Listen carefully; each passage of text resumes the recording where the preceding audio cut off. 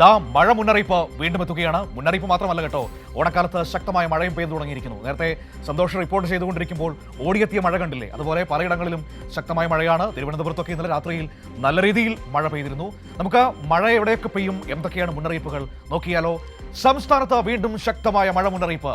കാസർഗോഡ്, കണ്ണൂർ, കോഴിക്കോട്, വയനാട് ജില്ലകളിൽ yellow alert പ്രഖ്യാപിച്ചിരിക്കുകയാണ്. മറ്റു ജില്ലകളിലും മഴ മുന്നറിയിപ്പില്ല എങ്കിൽ പോലും മഴയ്ക്ക് സാധ്യതയുണ്ട് എന്നാണ് ഇപ്പോൾ പറഞ്ഞിരിക്കുന്നത്. നോക്കാം എന്തൊക്കെയാണ് പരിശോധിക്കേണ്ട വിഷയങ്ങളെന്ന്. നൗഫലുണ്ട്. നൗഫൽ, സംസ്ഥാനത്ത് മഴ വീണ്ടും ശക്തി പ്രാപിക്കുന്നു എന്നതാണോ ഇപ്പോൾ കാലാവസ്ഥാ നിരീക്ഷണ കേന്ദ്രം പറയുന്നത്? ഓണക്കാലത്ത് മഴ പെയ്യുമെന്നാണോ? ഓണക്കാലത്ത് കുടയെടുത്ത് വേണം പുറത്തിറങ്ങാനെന്നാണോ പറയുന്നത്?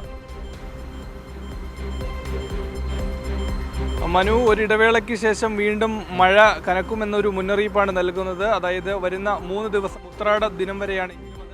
ഓണത്തെ ബാധിക്കുമെന്ന് നമുക്ക് പറയാൻ വേണ്ടി സാധിക്കില്ല. എങ്കിലും ഒരു മുന്നറിയിപ്പിന്റെ ഭാഗമായി ഇന്ന് വടക്കൻ കേരളത്തിലാണ് കോഴിക്കോട് മുതൽ കാസർഗോഡ് വരെ, കോഴിക്കോട്, വയനാട്, കണ്ണൂർ, കാസർഗോഡ് ജില്ലകളിൽ ഇന്ന് യെല്ലോ അലർട്ടാണ്.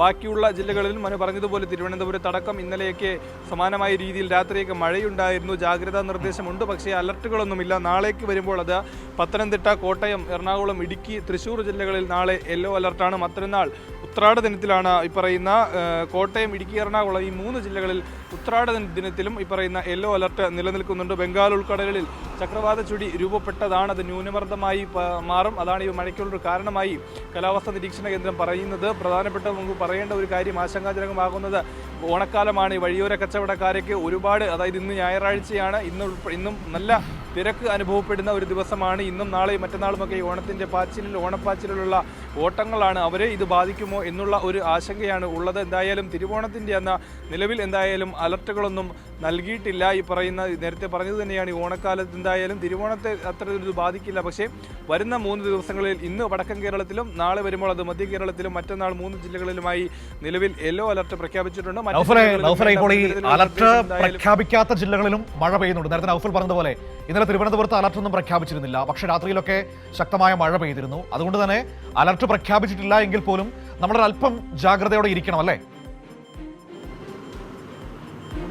തീർച്ചയായും അത് തന്നെയാണ്. അതും പ്രത്യേകമായി പറയുന്നുണ്ട്.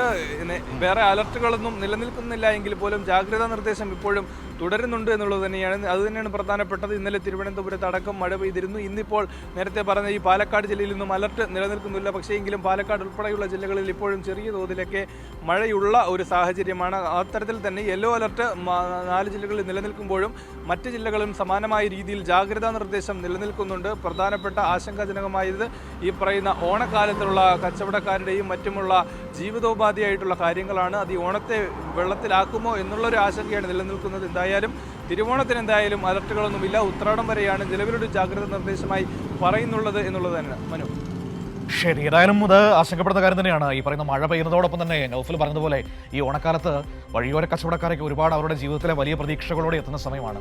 ആ സമയത്ത് മഴ പെയ്താൽ അവരുടെ കച്ചവടം തന്നെ അവതാളത്തിലാവും, അവരുടെ ജീവനം തന്നെ ബുദ്ധിമുട്ടിലായി പോകും. അതുകൊണ്ട് മഴ ഉണ്ടാകാതിരിക്കട്ടെ തൽക്കാലം എന്ന് നമുക്ക് കരുതാം. കാരണം ആ മനുഷ്യർക്കും ജീവിക്കണ്ടേ. അപ്പോൾ അവരുടെ ഓണത്തിന് കുഴപ്പമുണ്ടാകാതിരിക്കട്ടെ, മഴ പെയ്യാതിരിക്കട്ടെ എന്ന് കരുതാം.